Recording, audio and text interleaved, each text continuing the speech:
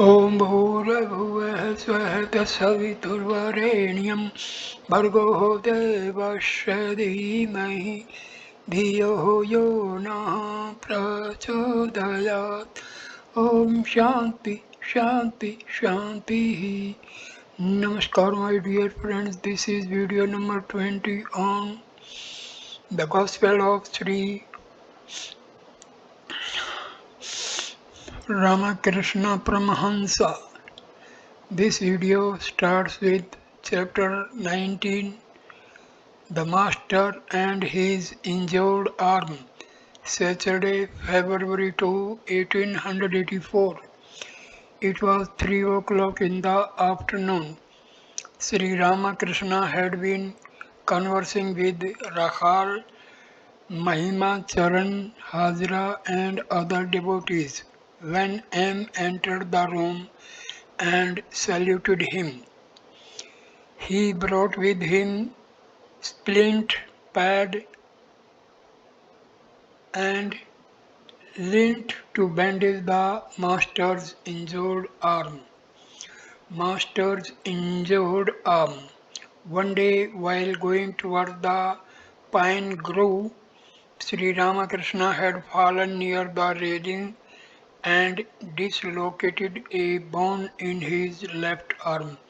He had been in an ecstatic mood at the time and no one had been with him. Master to M. Hello. What was ailing you? Are you quite well now? M. Yes, sir, I am all right now. Master to Mahima. Well, if I am the machine and God is its operator, then why should this have happened to me? The master was sitting on the couch listening to the story of Mahima Chand's pilgrimage. Mahima had visited several holy places 12 years before. Mahima. I found a brahmachari in a garden at Sitrol in Banaras. He said he had been living there for 20 years but did not know its owner. He asked me if I worked in an office. On my answering in the negative, he said, then are you a wandering holy man? I saw a sadhu on the bank of the Narmada. He repeated the Gayatri mentally. It so thrilled him that the hair on his body stood on end. And when he repeated the Gayatri and Om aloud, it thrilled those who sat near him and caused their hair to stand on end. The master was in the mood of a child. Being hungry, he said to M, what have you brought for me? Looking at Rakhal, he went into Samadhi. He was gradually coming down to the normal plane. To bring his mind back to the consciousness of the body, he said, I shall eat some jilpi. I shall drink some water. Weeping like a child, he said to the Divine Mother, O Brahmamai, O Mother, why hast thou done this to me? My arm is badly hurt. To the devotees, will I be all right again? They consoled him as one would a child and said, surely you will be quite well again. Master to Rakhal, you are not to blame for it, though you are living here to look after me. For even if you had accompanied me, you certainly would not have gone up to the railing. The master again went into a spiritual mood and said, Om, Om, Om. Mother, what is this that I am saying? Don't make me unconscious, Mother, with the knowledge of Dharma. Don't give me Brahmajnana. I am Mardai child. I am easily worried and frightened. I want a mother. A million salutations to the knowledge of Brahma. Give it to those who seek it. O Anandamayi, O blissful mother. Uttering loudly the word Anandamayi, he burst into tears and said, Mother, this is the grief that solely grieves my heart, that even with thee for mother, and though I am wide awake, there should be a robbery in my house. Again he said to the Divine Mother, What wrong have I done, Mother? Do I ever do anything?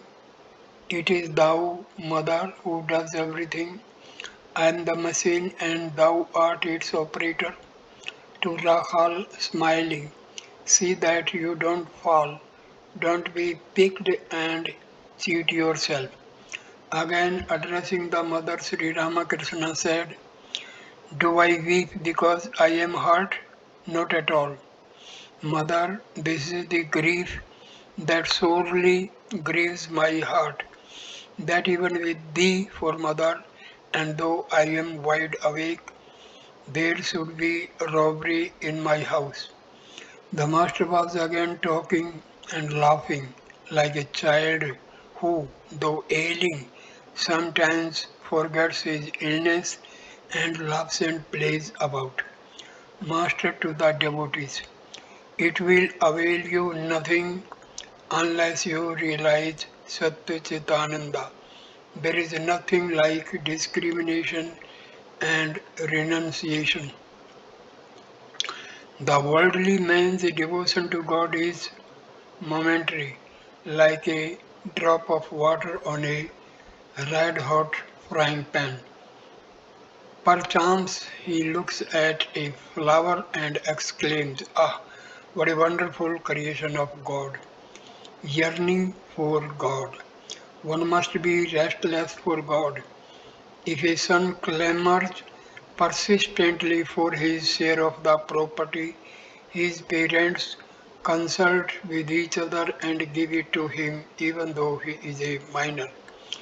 God will certainly listen to your prayers if you feel restless for him. Since he has begotten us, surely we can claim our inheritance from him. He is our own father, our own mother. We can force our demand on him. We can say to him, Reveal thyself to me, or I shall cut my throat with a knife. Sri Ramakrishna taught the devotee how to call on the Divine Mother. Master's prayer to the Divine Mother. Mother, I used to pray to her in this way.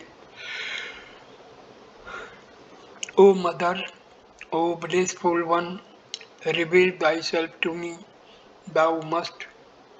Again I would say to her, O Lord of the lowly, O Lord of the universe, surely I am not outside thy universe. I am bereft of knowledge, I am without discipline, I have no devotion, I know nothing.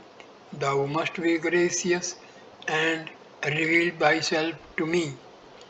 Thus the Master taught the devotees how to pray. They were deeply touched.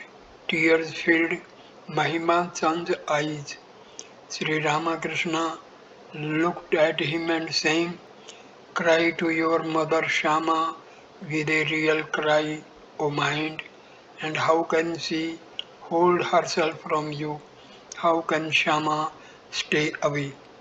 Several devotees arrived from Sipur. Since they had come from a great distance, the master could not disappoint them. He told them some of the essentials of spiritual life. Master, God alone is real and all else illusory. The garden and its owner, God and his splendor. But people look at the garden only. How few seek out the owner. Prayer and discrimination.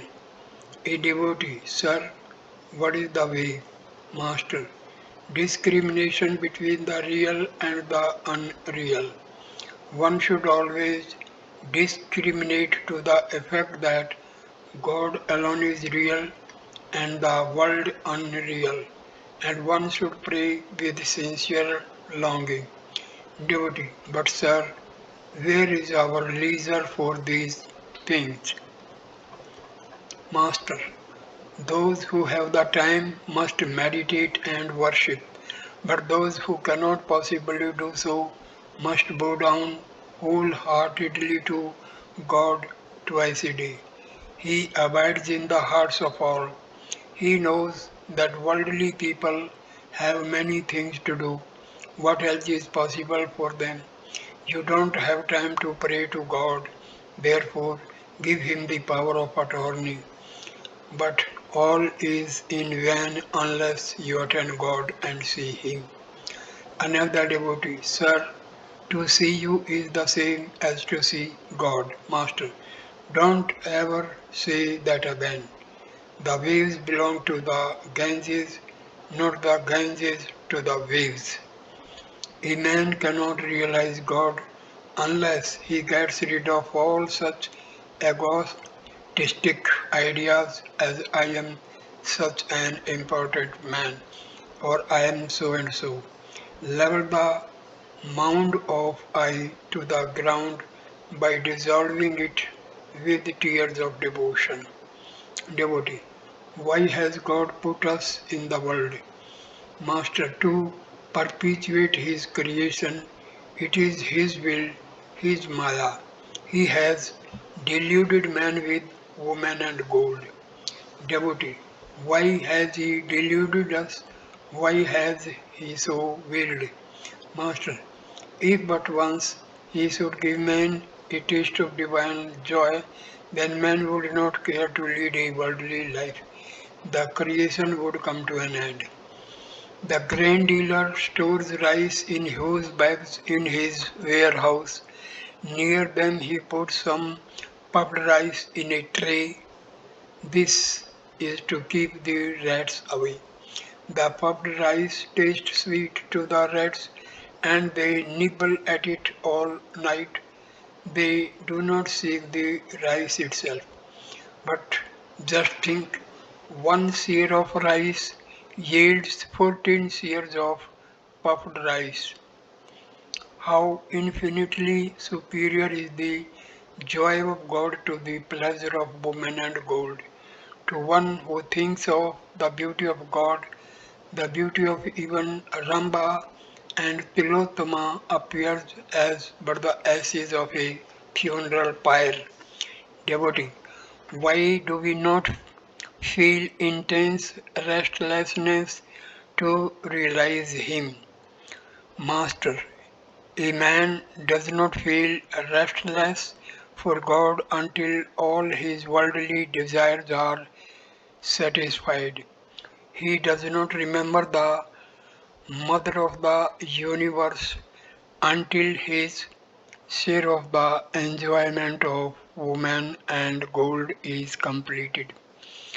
A child absorbed in play does not seek his mother, but after his play is over, he says, Mother, I must go to my mother. Herday's son was playing with the pigeons, calling to them, Come, tie, tie.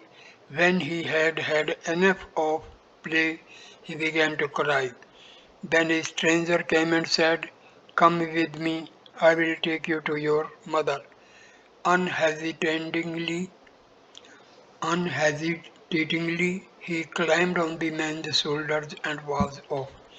Those who are eternally free do not have to enter worldly life. Their desire for enjoyment has been satisfied with their very birth. At 5 o'clock in the afternoon, Dr. Madhusudan arrived. While he prepared the bandage for the master's arm, Sri Ramakrishna laughed like a child and said, You are the Madhusudan of both this world and the next. Dr. Madhusudan smiling, I only labor under the weight of my name, the power of God's name. Master smiling. Why is the name a trifling thing? God is not different from his name. Satyabhama tried to balance Krishna with gold and precious stones but could not do it. Then Rukmani put a tulsi leaf with the name of Krishna on the scales that balanced the Lord. The doctor was ready to bandage the master's arm. A bed was spread on the floor and the master, laughing, lay down upon it. He said, intoning the words, Ah, this is Radha's, this is Radha's final stage. But Brinde says, who knows what is yet to be. The devotees were sitting around the master. He sang, Sri Ramakrishna laughed and the devotees laughed with him. After his arm was bandaged, he said, I have not very much faith in your Calcutta physicians. When Sambhu became delirious, Dr. Sarvadhikari said, Oh, it is nothing. It is just grog- grogginess from the medicine. And a little while after, Sambhu breathed his last. It was evening and the worship in the temples was over. A few minutes later, Adhar arrived from Calcutta to see the master. Mahimacharan, Rakhal and Amb were in the room. Adhar, how are you, master? Affectionately. Look here, how my arm hurts. Smiling, you don't have to ask how I am. Adhar sat on the floor with the devotees. The master said to him, Please stroke here gently. Adhar sat on the end of the couch and gently stroked Sri Ramakrishna's feet. The master conversed with Mahimacharan. Master, I'll be very good if you can practice unselfish love to God. A man who has such love says, O Lord, I do not seek salvation, fame, wealth, or cure of disease. None of these do I seek. I want only Thee. Many are the people who come to a rich man with various desires, but if someone comes to him simply out of love, not wanting any favor, then the rich man feels attracted to him. Prahlada had this unselfish love, this pure love for God, without any worldly end. Mahimacharan sat silent. The master turned to him. Ego separates one from Brahma. Master, now let me tell you something that will agree with your mood. According to the Vedanta, one has to know the real nature of one's own self. But such knowledge is impossible without the renunciation of ego. The ego is like a stick that seems to divide the water in two. It makes you feel that you are one and I am another. When the ego disappears in samadhi, then one knows Brahma to be one's own inner consciousness. One must renounce the I that makes one feel I am Mahima Chakravarti. I am a learned man and so on. But the ego of knowledge does not injure one. Shankaracharya retained the ego of knowledge in order to teach mankind. Warning about lust. One cannot obtain the knowledge of Dharma unless one is extremely cautious about women. Therefore, it is very difficult for those who live in the world to get such knowledge. However clever you may be, you will stain your body if you live in a sooty room. The company of a young woman evokes lust even in a lustless man. But it is not so harmful for a householder who follows the path of knowledge to enjoy conjugal happiness with his own wife now and then. He may satisfy his sexual impulse like any other natural impulse. Yes, you may enjoy a sweet meat once in a while. Mahima Charan laughs. It is not so harmful for a householder. Hard discipline for sannyasi. But it is extremely harmful for a sannyasi. He must not look even at the portrait of a woman. A monk enjoying a woman is like a man swallowing the spittle he has already spat out. A sannyasi must not sit near a woman and talk to her, even if she is intensely pious. No, he must not talk to a woman even though he may have controlled his passion. A sannyasi must renounce both woman and gold, as he must not look even at the portrait of a woman, so also he must not touch gold, that is to say, money. It is bad for him even to keep money near him, for it brings in its train calculation, worry, insolence, anger, and such evils. There is an instance in the sun. It shines brightly, suddenly a cloud appears and hides it. That's why I did not agree to the Marwadis depositing money for me with Herde. I said no, I won't allow even that. If I keep money near me, it will certainly raise clouds. Why all these strict rules for a sannyasi? It is for the welfare of mankind as well as for his own good. A sannyasi may himself lead an unattached life and may have controlled his passion, but he must renounce woman and gold to set an example to the world. A man will have the courage to practice renunciation if he sees 100% renunciation in a sannyasi. Then only will he try to give up woman and gold. If a sannyasi does not set this example, then who will? One may lead a householder's life after realizing God. It is like churning butter from milk and then keeping the butter in water. Janka led the life of a householder after attaining Brahmajnana. Janka fenced with two swords, the one of jnana and the other of karma. The sannyasi renounces action, therefore he fences with one sword only, that of knowledge. Is a householder endowed with the knowledge like Jankas can enjoy fruit both from the tree and from the ground. He can serve holy men, entertain guests, and do other things like that. I said to the Divine Mother, O Mother, I don't want to be a dry sadhu. After attaining Brahmajnana, one does not have to discriminate discriminate even about food. The rishis of olden times, endowed with the knowledge of Brahma and having experienced divine bliss, ate everything, even pork. To Mahima.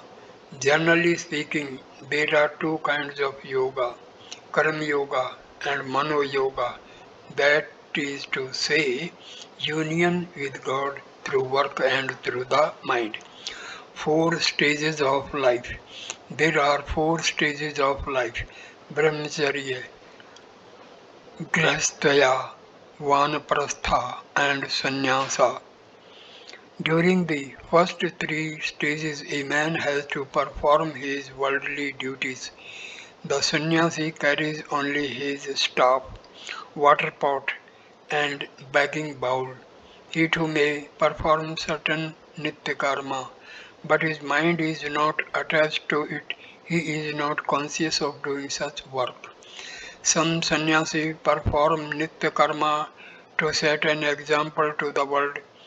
If a householder or a man belonging to the other stages of life performs action without attachment, then he is united with God through such action. In the case of a Paramahamsa like Sukadeva, all karmas, all puja, japa, tarpan, sandhya, and so forth drop away. In this state, a man communes with God through the mind alone. Sometimes he may be pleased to perform outward activities for the welfare of mankind, but his recollection and contemplation of God remain uninterrupted. It was about 8 o'clock in the evening. Sri Ramakrishna asked Mahima Charan to recite a few hymns from the scriptures. Mahima read the first verse of the Uttra Gita describing the nature of the Supreme Brahma. He, Brahma, is one, partless, stainless, and beyond the ether, without beginning or end, unknowable by mind or intelligence. Finally, he came to the seventh verse of the third chapter, which reads, "The twice born worships the deity in fire. The Munis contemplate him in the heart. Men of limited wisdom see him in the image, and the yogis who have attained same-sightedness behold him everywhere." No sooner did the master hear the words, "the yogis who have attained same-sightedness," than he stood up and went into samadhi. He, his his arm, spotted by the splint and bandage.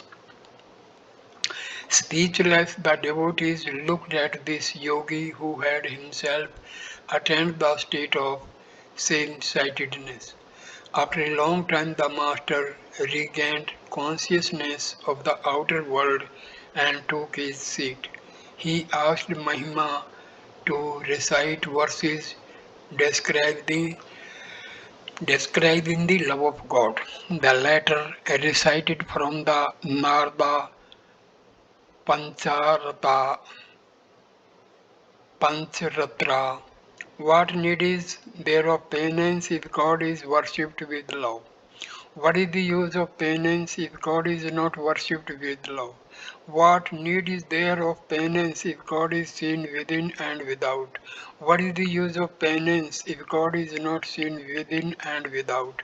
O Brahma, O my child, cease from practicing further penances. Hasten to Sankara, the ocean of heavenly wisdom. Obtain from him the love of God, the pure love praised by devotees, which snaps into twain the shackles that bind you to the world. Master, ah, ah. On hearing these verses, the master was about to go again into an ecstatic mood, but he restrained himself with effort. Mahima read from the Yati Panchaka. I am she, the Divine Mother, in whom the illusion of the universe of animate and inanimate things is seen, as in magic, and in whom the universe shines, being the play of her mind. I am she, the embodiment of consciousness, who is the self of the universe, the only existence, knowledge, and bliss. When the master heard the line, "I am she, the embodiment of consciousness," he said with a smile, "Whatever is in the microcosm is also in the macrocosm." Next, Mahima read the six stanzas of Nirvana. Om, I am neither mind, intelligence, ego, nor chitta. neither ears nor tongue, nor the senses of smell and sight, nor am I ether, earth, fire, water, or air. I am pure knowledge and bliss. I am Shiva, I am Shiva. I am neither the prana nor the five vital breaths, neither the seven elements of the body, nor its five seats, nor hands nor feet, nor tongue, nor the organs of sex and voiding. I am pure knowledge and bliss. I am Shiva. I am Shiva. Neither loathing nor liking have I, neither greed nor delusion.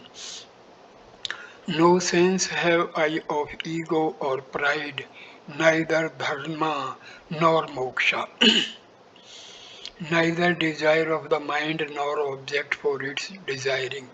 I am pure knowledge and bliss. I am Shiva. I am Shiva. Neither right nor wrongdoing am I, neither pleasure nor pain, nor the mantra the sacred place, the Vedas the sacrifice, neither the act of eating, the eater, nor the food. I am pure knowledge and bliss. I am Shiva. I am Shiva. Death or fear I have none, nor any distinction of caste, neither father nor mother, nor even a birth have I, neither friend nor comrade, neither disciple nor guru. I am pure knowledge and bliss. I am Shiva. I am Shiva. I have no form or fancy. The all pervading am I. Everywhere I exist, yet I am beyond the senses. Neither salvation am I, nor anything that may be known. I am pure knowledge and bliss. I am Shiva. I am Shiva. Each time Mahima repeated, I am Shiva, I am Shiva. The master rejoined with a smile, not I, not I, thou art knowledge absolute. Mahima read a few more verses and also a description of the six psychic centers of the body. He said that in Banaras he had witnessed the death of a yogi in the state of yoga. Mahima, there are fine passages in the Ramagita, Master. You are speaking of the Ramagita, then you must be a staunch Vedantist. How many books of that kind the sadhus used to read here? Mahima recited the description of Om.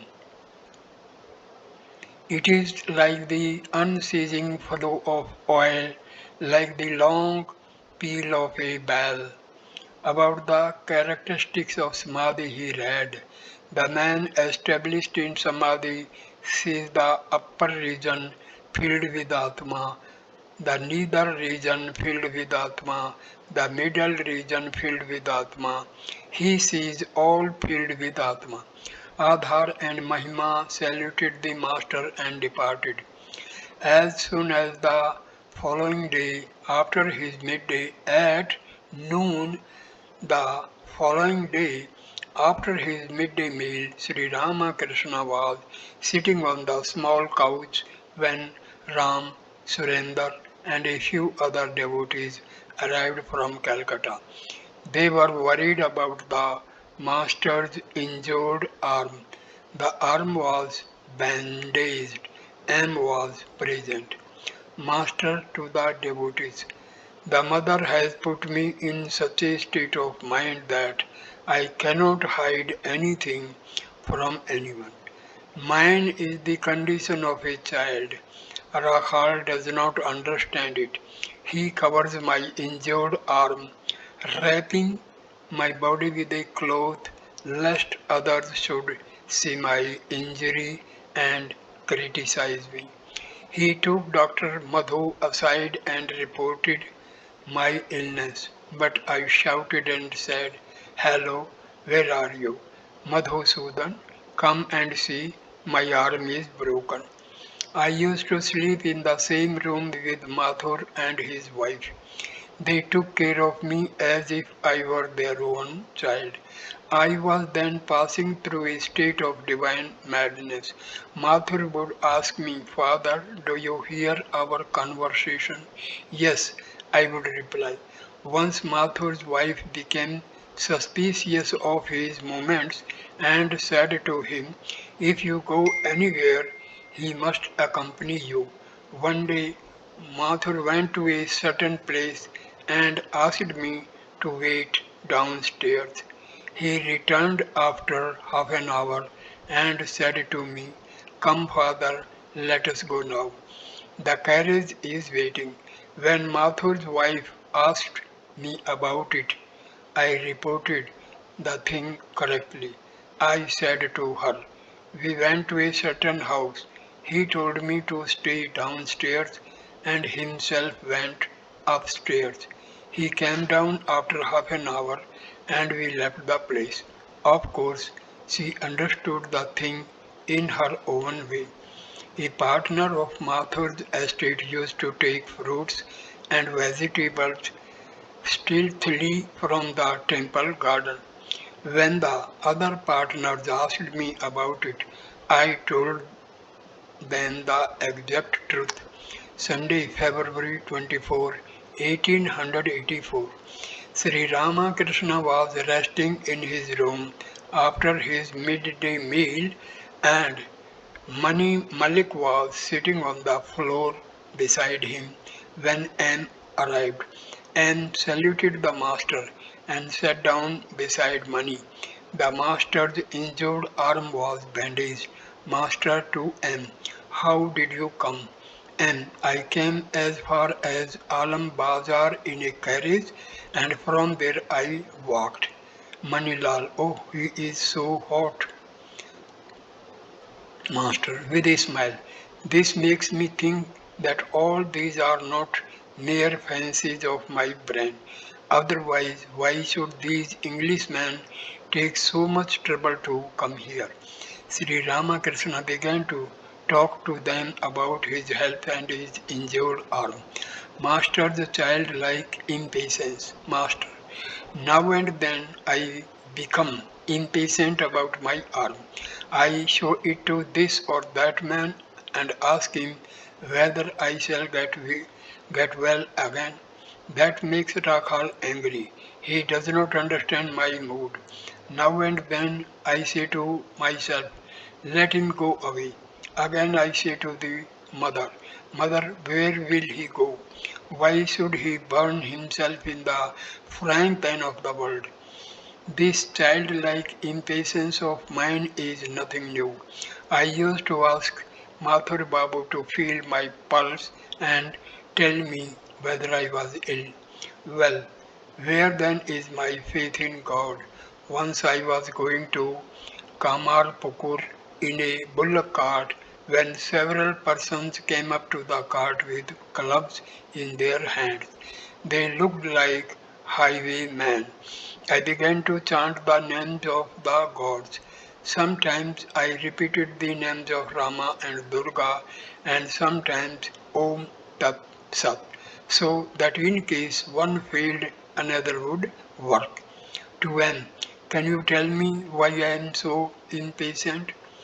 M, your mind, sir, is always absorbed in samadhi. You have kept a fraction of it on your body for the welfare of the devotees. Therefore, you feel impatient now and then for your body's safety. Master, that is true. A little of the mind is attached to the body. It wants to enjoy the love of God and the company of the devotees. Mani Malik told the master about an exhibition that was being held in Calcutta. He described a beautiful image of Yasoda with the baby Krishna on her lap. Sri Ramakrishna's eyes filled with tears on hearing about Yasoda, the embodiment of maternal love. His spiritual consciousness was kindled and he wept. Manilal, if you were not unwell, you could visit the exhibition in the Maidan, Master to him and the others. I I shall not be able to see everything even if I go. Perhaps my eyes will fall on some certain thing and I shall become unconscious. Then I shall not be able to see the rest. I was taken to the zoological garden. I went into samadhi at the sight of the lion, for the carrier of the mother awakened in my mind the consciousness of the mother herself. In that state, who could see the other animals? I had to return home after seeing only the lion. Hence, Jadoo Malik's mother first suggested that I should go to the exhibition and then said I should not. Mani Malik, about 65 years old, had been a member of the Brahmosmas for many years, and Sri Ramakrishna gave him instruction that would agree with his mood. Master Pandit Janarayan had very liberal views. I visited him once and liked his attitude, but his sons wore high boots.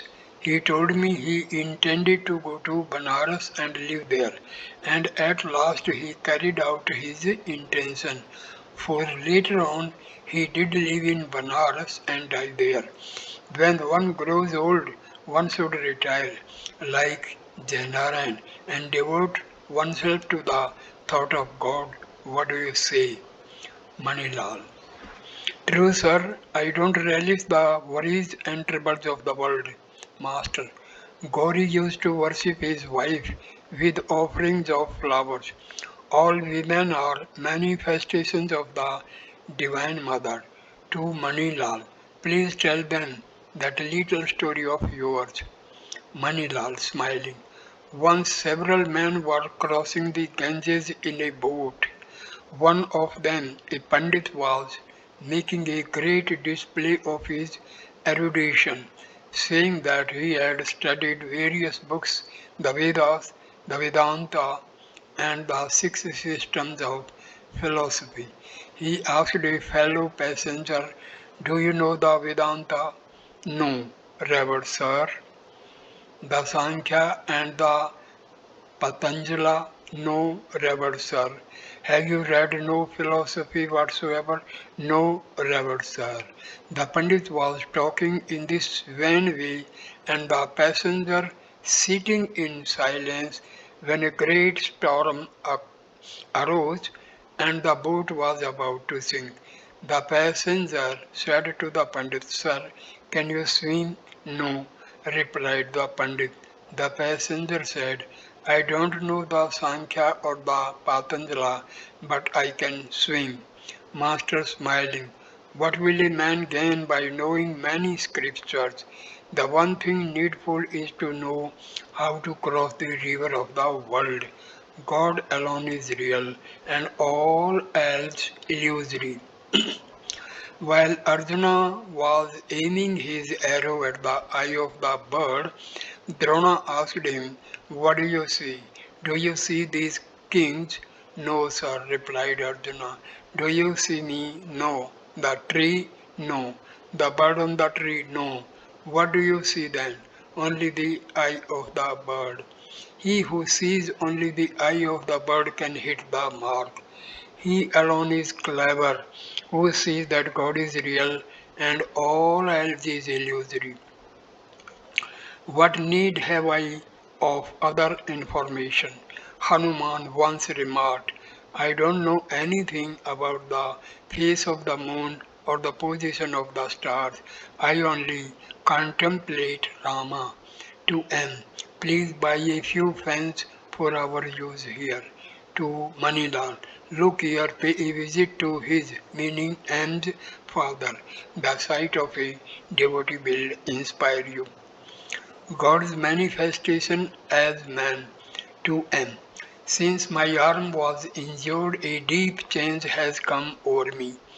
I now delight only in the Nara-Leela, the human manifestation of God, Nitya and Leela, The Nitya is the indivisible Satta and the Leela or sport takes various forms, such as the Leela as God, the Leela as the deities, the Leela as man, and the Leela as the universe.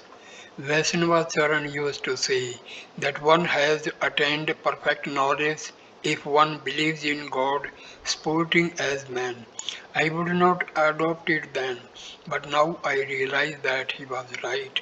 Vaishnavacharan liked pictures of man expressing tenderness and love to Manilal. It is God Himself who is sporting in the form of man.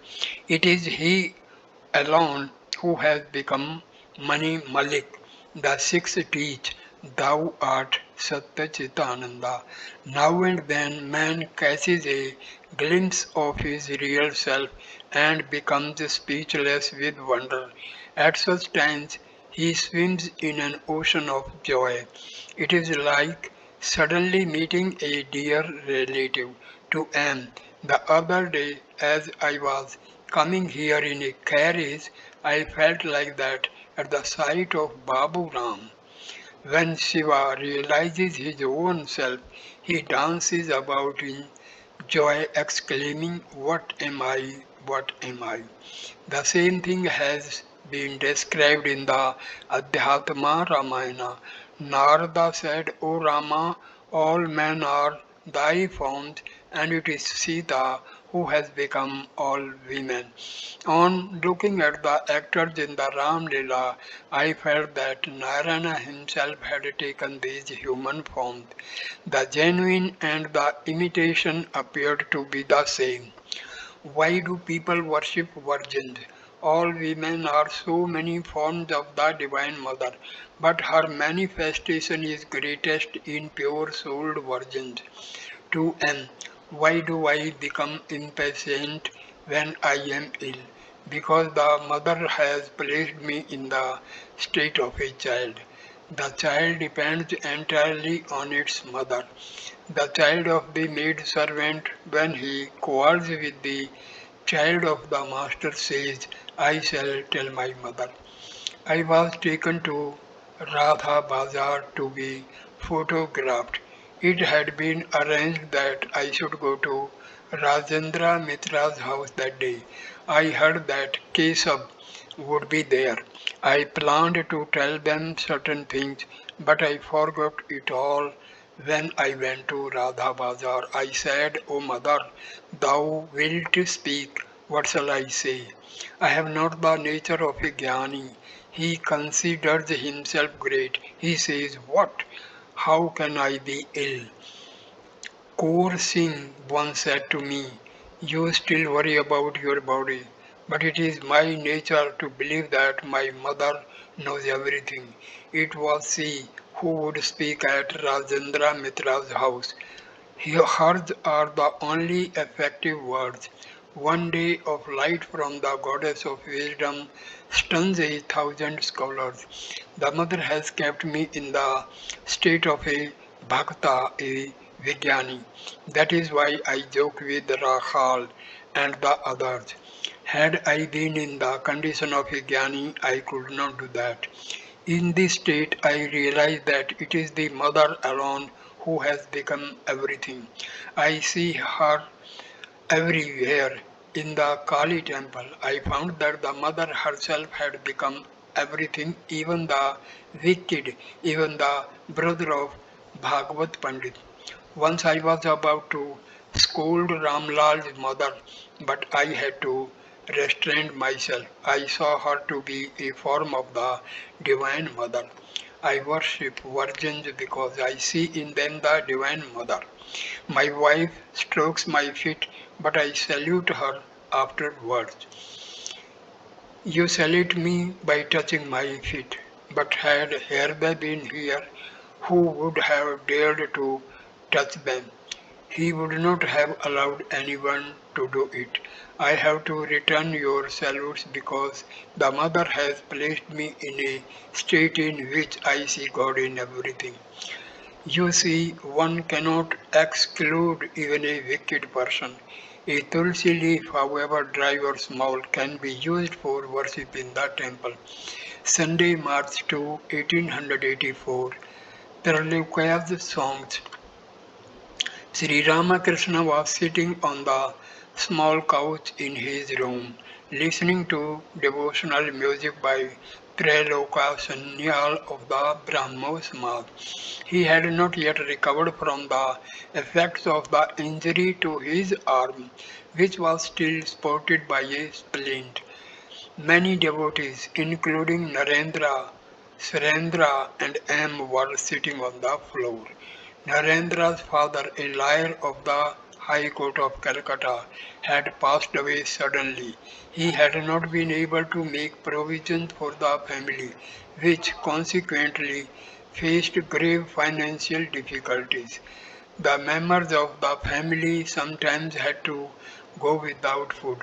Narendra was therefore passing his days in great anxiety. Preloka sang about the Divine Mother. O Mother, I hide myself in the loving bosom. I gaze at thy face and cry out, Mother, Mother. I sink in the sea of bliss and am lost to sense. In yoga sleep, I gaze with unwinking eyes upon thy face, powerless to turn away. O Mother, I am terrified by this world. My spirit trembles and cries out in fear. Keep me, sweet Mother, in thy loving bosom.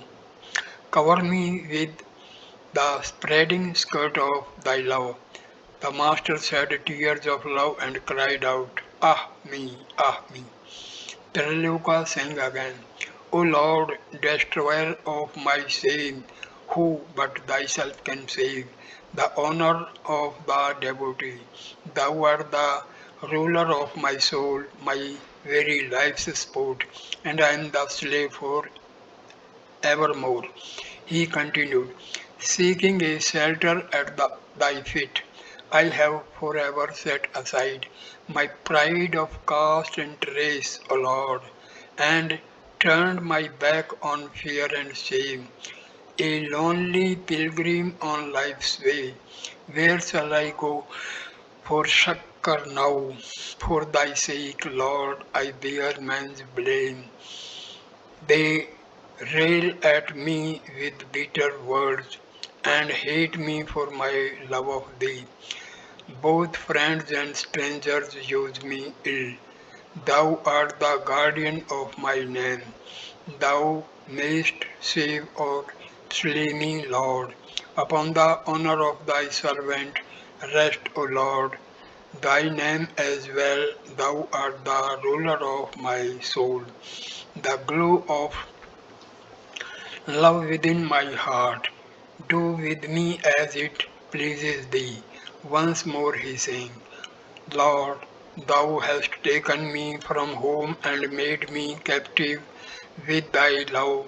Sealed me for ever at thy feet, O thou beloved one.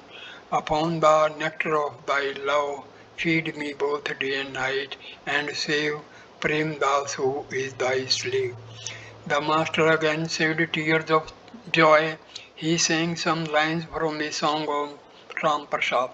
Glory and shame, bitter and sweet, are thine alone. This world is nothing but thy play. Then why, O blissful one, dost thou cause a rift in it? Addressing Treloka, the master said, Ah, how touching your songs are! They are genuine. Only he who has gone to the ocean can fetch its water. Treloka sang again, Thou it is that dancest, Lord, and thou that singest the song. Thou it is that clappest thy hands in time with the music's beat. But man who is an onlooker merely foolishly thinks it is he. Thou but a puppet man becomes a god if he moves with thee. Thou art the mover of the machine, the driver of the car. But man is weighed down with woe. dreaming that he is free. Thou art the root of everything, thou the soul of our souls. Thou art the master of our hearts. Through thine unbounded grace, thou turnest even the meanest sinner into the mightiest saint. The singing The singing came to an end. The master engaged in conversation with the devotees. Process of negation and affirmation, and God himself has become everything. Master. God alone is the master, and again he is the servant. The attitude indicates perfect knowledge. At first one discriminates, not this, and feels that God alone is real and all else is illusory. Afterwards, the same person finds that it is God Himself who has become all this, the universe, Maya, and the living beings. First negation and then affirmation. This is the view held by the Puranas. A Vilva fruit, for instance, includes flesh, seeds and shell. You get the flesh by discarding the shell and seeds. But if you want to know the weight of the fruit, you cannot find it if you discard the shell and seeds. Just so, one should attain Satchitananda by negating the universe and its living beings, but after the attainment of Satchitananda, one finds that Satchitananda itself has become the universe and the living beings. It is of one substance that the flesh and the shell and seeds are made, just like butter and buttermilk. The world does not exist apart from God. It may be asked, how has Satchitananda become so hard? This earth does indeed feel very hard to the touch.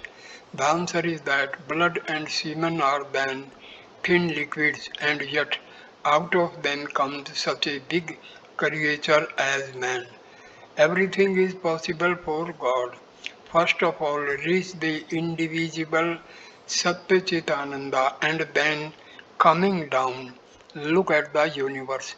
You will then find that everything is its manifestation.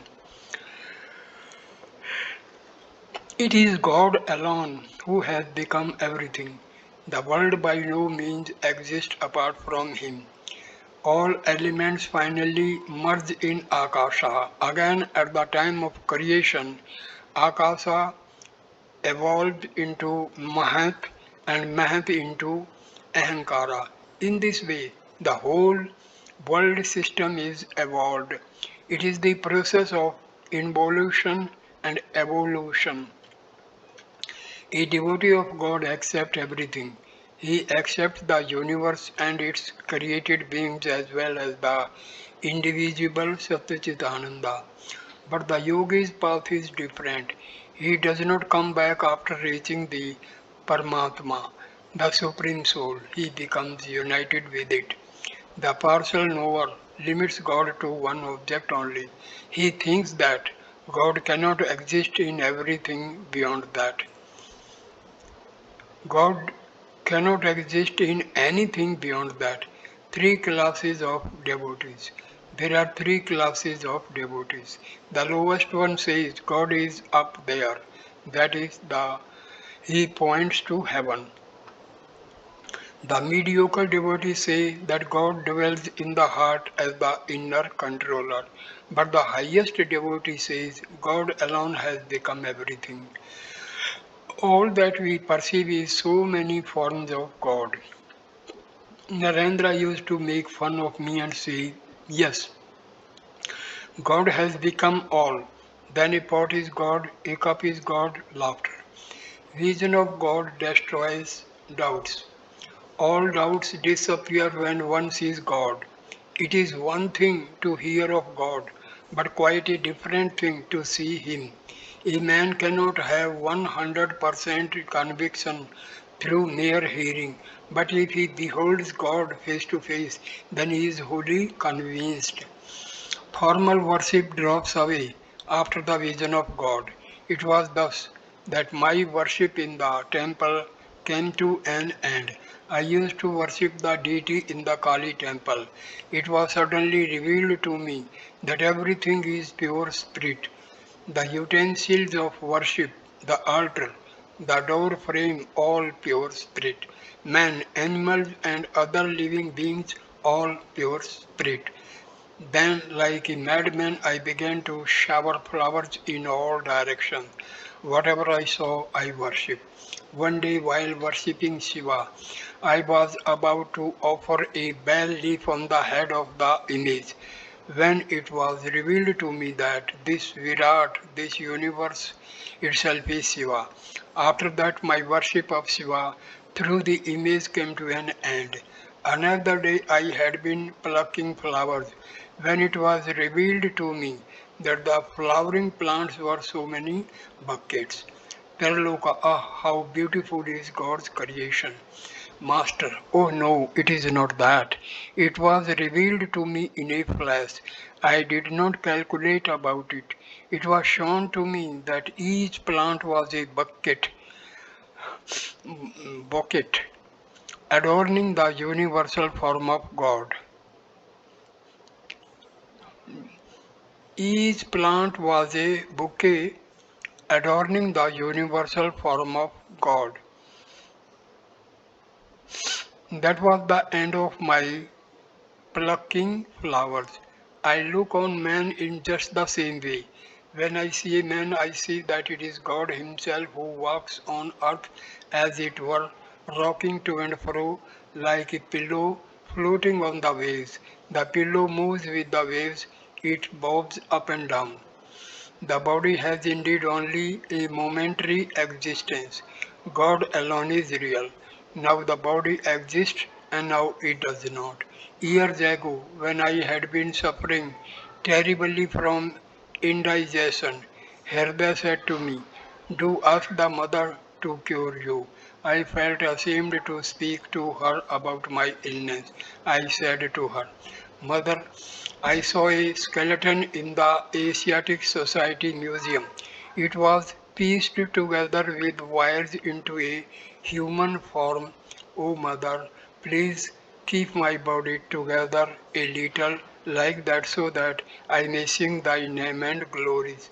Why this desire to live? After Ramana's death, Rama and Lakshmana entered his capital and saw Nikasha, his old mother, running away. Lakshmana was surprised at this and said to Rama, "All her children are dead, but still life attracts her so much." Rama called Nikasha to his side and said, "Don't be afraid. Why are you running away?" She replied, "Rama, it was not fear that made me flee from you. I have been able to see all these wondrous actions of yours simply because I am alive. I shall see many more things like this if I continue to live. Hence I desire to live. Without desire the body cannot live." Smiling, I had one or two desires. I prayed to the mother, "O mother, give me the company of those who have renounced woman and gold." I said further, "I should like to enjoy the society of thy Gyanis and Bhaktas. So give me a little strength that I may walk hither and thither and visit those people," but she did not give me the strength to walk.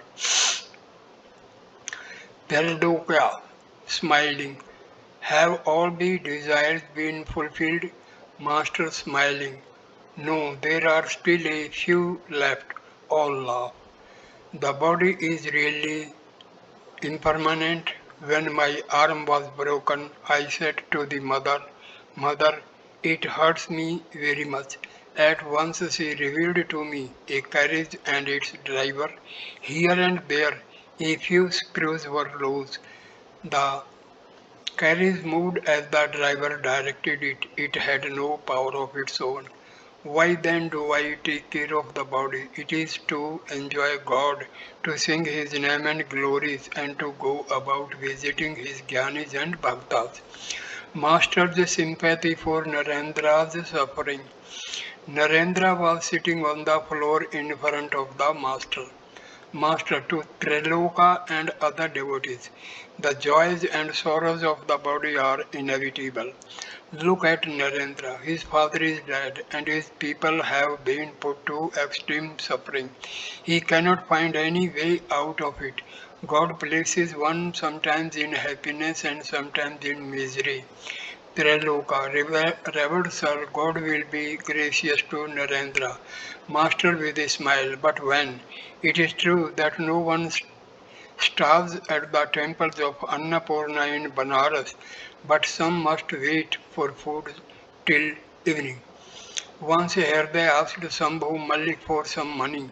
Sambhu held the views of Englishmen on such matters. He said to Herde, why should I give you money? You can earn your livelihood by working. Even now you are earning something. The case of a very poor person is different. The purpose of charity is fulfilled if one gives money to the blind or the lame. Thereupon Herda said, sir, please don't say that. I don't need your money. May God help me not to become blind or deaf or extremely poor. I don't want you to give and I don't want to receive. The master spoke as if piqued because God had not yet shown his kindness to Narendra.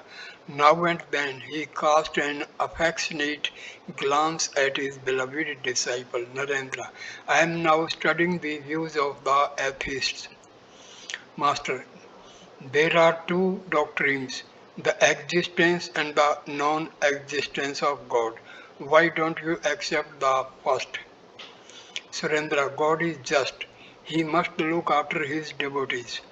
Master, it is said in the scriptures that only those who have been charitable in their former birth get money in this life. But to tell you the truth, this world is God's Maya, and there are many confusing things in this realm of Maya. One cannot comprehend them.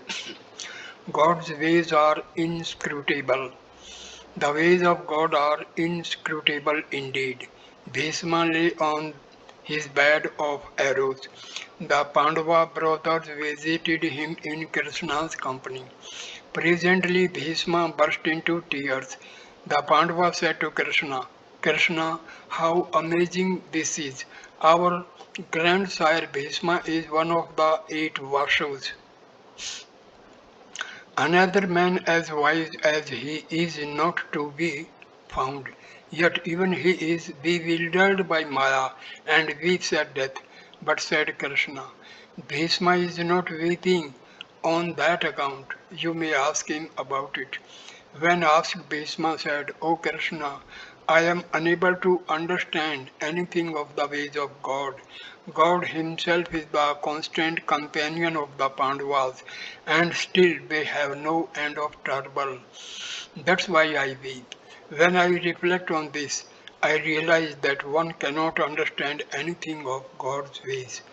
God has revealed to me that only the Paramatma, whom the Vedas describe as the pure soul, is as immutable as Mount Sumeru, unattached and beyond pain and pleasure. There is much confusion in this world of his Maya. One can by no means say that this will come after that or this will produce that. Surendra, smiling.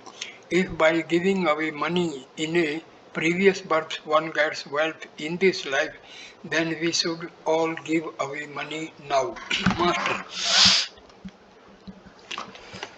Master, those who have money should give it to the poor and needy, to Trilokya. Jayagopal Sen is well to do. He should be charitable. That he is not so is to his discredit. There are some who are miserly even though they have money. There is no knowing who will enjoy their money afterwards. Jagopal came here the other day. He drove over here in a carriage. The lamps were broken, the horses seemed to have been returned from the charnel house, and the coachman looked as if he had just been discharged from the medical college hospital, and he brought me two rotten pomegranates. All laughed. Surendra, Jagopal Babu belongs to the Brahmin Samaj.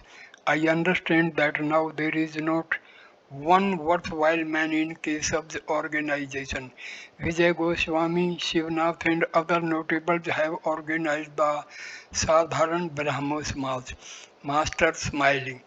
Govinda Adhikari, it is said, would not keep good actors in his theatre lest they should claim a share of the profit. All laugh. The other day I saw a disciple of Kesav. A theatrical performance was being given in Kesav's house, and I saw the disciple dancing on the stage with a child in his arms. I understand that this man delivers lectures, he had better lectures to himself.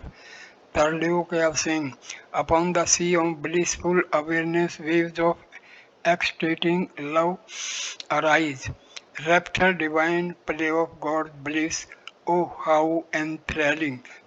Wondrous waves of the sweetness of God, ever new and ever enchanting. Rise on the surface, ever assuming forms ever fresh, then once more in the great communion all are merged as the barrier walls of time and space dissolve and vanish. Dance then, O mind, dance in delight with hands unpraised chanting Lord Hari's holy name.